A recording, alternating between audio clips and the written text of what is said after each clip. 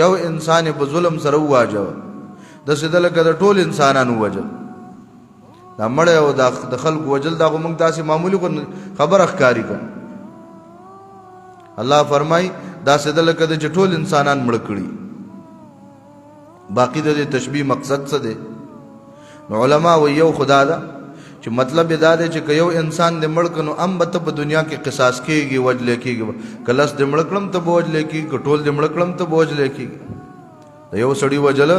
او د سلو کسانو وجل په دې حواله سره یو شی دی چې ته به واپس پاږي کې قصاص کیږي واپس به ته وجل کیږي فکأنما قتل الناس جميعا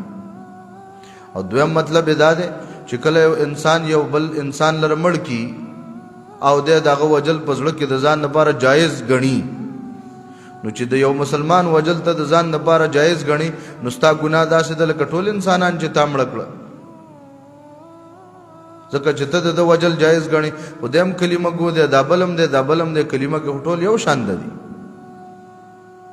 نو دا هغه چا د پاره دا سزا ذکر کوي چې هغه یو مسلمان وجنی او وجل جایز هم غني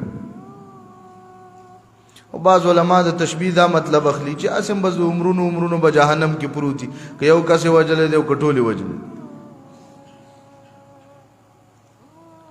او یو بل توجیه علما لیکل دا مفسرین وی او دارنګ د سلفونو د تابعینو نقل دي